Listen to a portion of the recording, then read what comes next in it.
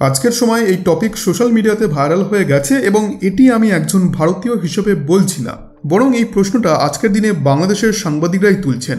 এখানে আপনি দেখতে পাবেন এই আর্টিকেলটি লিখেছেন একজন বিখ্যাত বাংলাদেশি সাংবাদিক। এখানে আপনি সালাউদ্দিন শোয়েব নামটি দেখতে পাচ্ছেন। সোশ্যাল মিডিয়াতে সালাউদ্দিন শোয়েব খুবই পরিচিত একটি নাম এবং তিনি বাংলাদেশের ইন্টারনাল পলিটিক্স থেকে শুরু করে আমেরিকা কিভাবে বাংলাদেশকে দেখছে সেটাও বিস্তারিতভাবে কভার করছেন। সম্প্রতি তিনি একটি আর্টিকেল প্রকাশ করেছেন যেখানে একটি প্রশ্ন তিনি তুলেছেন এবং এটি সম্ভব বলে উল্লেখ করেছেন যে মোহাম্মদ ইউনূস হয়তো 2025 সালেই বাংলাদেশ ছেড়ে চলে যেতে পারেন।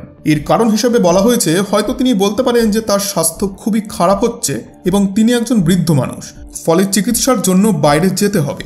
কিন্তু এর পেছনে আসল এবং সবথেকে বড় কারণ হলো যেটি আপনারাও জানেন যে বাংলাদেশের ইন্টারনাল অস্থিরতা দিন দিন বাড়ছে।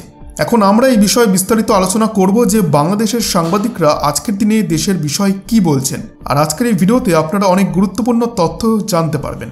তাই আপনাদের কাছে ছোট্ট একটি অনুরোধ, ভিডিওটিকে অবশ্যই একটি লাইক করে আমাদের চ্যানেলটিকে এখনই সাবস্ক্রাইব করে রাখুন। সবার প্রথমে এই টপিকটি দিয়ে শুরু করতে চাই, যেখানে রিসেন্টলি একটি খবর বেরিয়েছে যে বাংলাদেশে হিন্দু সম্প্রদায়ের ওপর নিষেধাজ্ঞা জারি করা হয়েছে এবং যাতে তারা সরকারি চাকরিতে যোগ না দিতে পারে তার জন্য তাদেরকে ব্যান করে দেওয়া হয়েছে। তো দেখুন, এই খবরটি কিন্তু সঠিক নয়, এই খবরটি সম্পূর্ণ ভুল এবং বাংলাদেশের সরকারও এই খবরটিকে সম্পূর্ণরূপে অস্বীকার করেছে যে হিন্দু সম্প্রদায়ের ওপরে কোনো রকম ব্যান লাগানো হয়েছে যাতে তারা সরকারি চাকরিতে যোগ না দিতে পারে। আর জেনুইন এবং ভেরিফাইড খবর যেগুলি হবে আমি সেগুলিই আপনাদেরকে বলবো। অনেকেই এখন ভারত এবং বাংলাদেশ সিচুয়েশন নিয়ে অনেক ভুল তথ্য ছড়াচ্ছেন, কিন্তু আমি আপনাদেরকে যে তথ্যগুলি দেব সেগুলি অথেন্টিক সোর্স থেকেই কালেক্ট করা। এবার আমরা আসি মোহাম্মদ ইউনূসের ব্যাপারে। এখন কি সমস্যা আসতে চলেছে যে তিনি বাংলাদেশ ছেড়ে চলে যেতে পারেন। প্রথমত, সম্প্রতি আপনারা নিশ্চয়ই লক্ষ্য করেছেন যে হঠাৎ করেই বাংলাদেশের সুরে একটা বড় পরিবর্তন এসেছে। যে দেশ একসময় মোহাম্মদ ইউনূসের সমর্থকদের মাধ্যমে ভারতকে বিভক্ত করার বা দখল করার কথা বলেছিল, সেই একই দেশে আমরা দেখছি যে তাদের আর্মি চিফ সরাসরি এসে বিশ্বকে বলছেন যে ভারত আমাদের জন্য একটি গুরুত্বপূর্ণ প্রতিবেশী দেশ। এটি একটি বড় স্বীকারোক্তি যে ভারতের বিরুদ্ধে যে নেতিবাচক প্রচারণা বাংলাদেশে চলছে তা বন্ধ করার প্রয়োজন। আমাদের মনে আছে যে বাংলাদেশের অনেক অবসরপ্রাপ্ত সেনা অফিসার যারা ক্ষমতাতেও নেই তারা রাস্তায় নেমে বলেছিলেন যে তারা পাকিস্তানের সঙ্গে মিলে ভারত আক্রমণ করবেন এবং কলকাতাকেও দখল করবেন। যেহেতু তারা ক্ষমতায় নেই তাই বর্তমান সিচুয়েশন কি তা নিয়ে তারা অবগতই নন। আর এখন এটা শুনতে বেশ শকিং লাগলেও বর্তমান আর্মি চিফ এই ধরনের নেতিবাচক কথাবার্তা বন্ধ করার প্রয়োজনীয়তার কথা বলছেন। তিনি আরও বলেছেন যে একটি জাতীয় ঐক্যমতের প্রয়োজন হবে যাতে একটি রাজনৈতিক সরকার গঠন করা যায়। এখন প্রশ্ন আসে হঠাৎ করে বাংলাদেশের আর্মি চিফ কেন এই কথাগুলি বলছেন।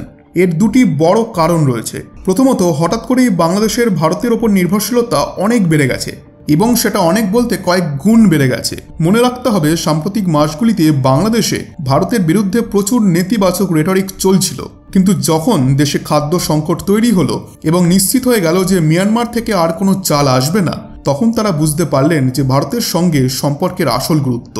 বাংলাদেশের বর্তমান পরিস্থিতি এবং ভারতের প্রতি তাদের নির্ভরশীলতার কারণে আমরা দেখতে পাচ্ছি যে তাদের আর্মি চিফ একটি স্পষ্ট এবং ভারসাম্যপূর্ণ অবস্থান নিচ্ছেন। এটা বোঝা যাচ্ছে বাংলাদেশের ভবিষ্যৎ রাজনীতিতে ভারতের প্রভাব এবং সম্পর্ক কতটা গুরুত্বপূর্ণ হতে চলেছে। আবার অন্যদিকে যদি আমরা দেখি তাহলে মোহাম্মদ ইউনূসের ওপর ইন্টারনাল প্রেশার ক্রমশ বাড়ছে। আপনি বলতে পারেন তার হাতে খুব অল্প সময় রয়েছে এবং তাকে বাংলাদেশের ভবিষ্যৎ নিয়ে একটি বড় সিদ্ধান্ত নিতে হবে। এখন আপনারা বলবেন যে কি সেই সিদ্ধান্ত, তাহলে শুনুন। বর্তমানে বাংলাদেশে যে সংবিধান কার্যকর রয়েছে সেটি 1972 সালে তৈরি করা হয়েছিল। এই সংবিধানকে প্রায়শই শেখ মুজিবুর রহমানের সংবিধান বলা হয়। তার ভাবনার ওপর ভিত্তি করেই এটি তৈরি করা হয়েছিল, যেখানে উল্লেখ করা হয়েছে যে বাংলাদেশ হবে এমন একটি দেশ যেখানে সংখ্যালঘুদেরও বেঁচে থাকার অধিকার থাকবে এবং তাদের ওপর কোনো নির্যাতন হবে না। এই সংবিধানে যে মানবিক দৃষ্টিভঙ্গি ছিল তা অনেক সময় ছাত্র আন্দোলনের মধ্যেও প্রতিফলিত হয়েছে, কিন্তু বর্তমানে যেসব অ্যান্টি ডিসক্রিমিনেশন ছাত্র আন্দোলন মোহাম্মদ ইউনূসকে সহায়তা করেছিল ক্ষমতা বদল করতে, তাদেরই অনেকে এই সংবিধানকে পুরোপুরি বাতিল করতে চায়। বাংলাদেশের অনেক রিপোর্টার লিখেছেন যে এই গোষ্ঠী চায় যে বর্তমান সংবিধান সম্পূর্ণরূপে সরিয়ে ফেলা হোক এবং দেশটিকে আরও বেশি কঠোরবাদী এবং র্যাডিক্যাল চিন্তার দিকে ঠেলে দেওয়া হোক। আগের ডেডলাইন ছিল যে 31শে ডিসেম্বর 2024-এর মধ্যে এই সংবিধান বদলে ফেলা হবে, কিন্তু সেই সময় পার হয়ে গেলেও সংবিধানে কোনো পরিবর্তন আসেনি।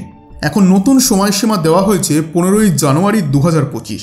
এখন মোহাম্মদ ইউনূসের সামনে বড় সমস্যা হলো যে তিনি কি করবেন। তিনি কি ছাত্র আন্দোলনের চাপে পড়ে সংবিধান বাতিল করবেন? কারণ এখানে আরেকটি বড় ভয় রয়েছে যে সবকিছু যা বাংলাদেশে ঘটছে তা ডোনাল্ড ট্রাম্প সহ অনেক আন্তর্জাতিক নেতারা গভীরভাবে পর্যবেক্ষণ করছেন।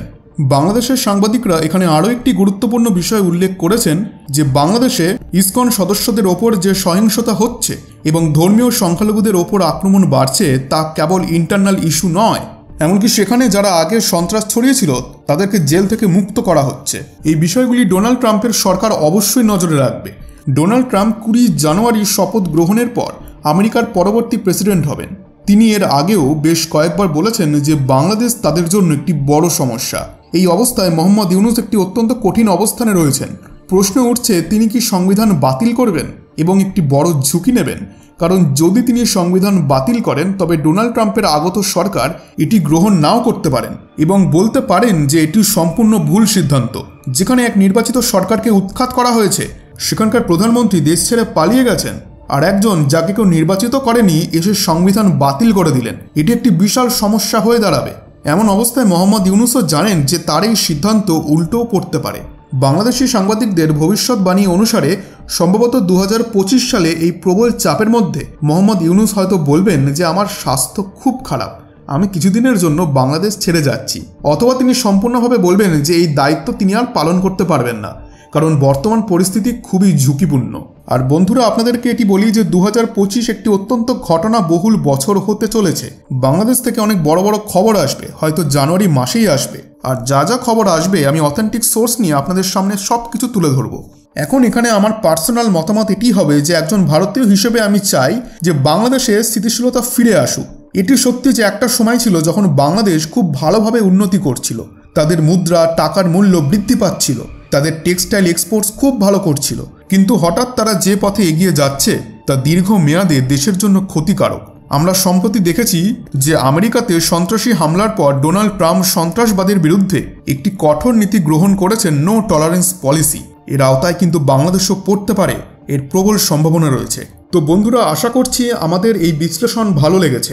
বাংলাদেশ বর্তমানে যে পরিস্থিতির মধ্য দিয়ে যাচ্ছে তা শুধু তাদের ভবিষ্যতের জন্য নয়, গোটা অঞ্চলের জন্যও গুরুত্বপূর্ণ। আপনারা যদি এই বিষয় নিয়ে আরও জানার আগ্রহী হন তাহলে অবশ্যই এই চ্যানেলটিকে সাবস্ক্রাইব করুন এবং নতুন আপডেট এবং বিশ্লেষণের জন্য আমাদের সাথেই থাকুন। আর আপনাদের যদি এই ইস্যুটিকে নিয়ে আরও কিছু বলার থাকে তাহলে অবশ্যই কমেন্টে জানাতে ভুলবেন না। ভিডিওটি ভালো লেগে থাকলে একটি লাইক দিন এবং শেয়ার করে অন্যদের সঙ্গেও ছড়িয়ে দিন। তাহলে আবার দেখা হবে একটি নতুন ভিডিও নিয়ে। ধন্যবাদ।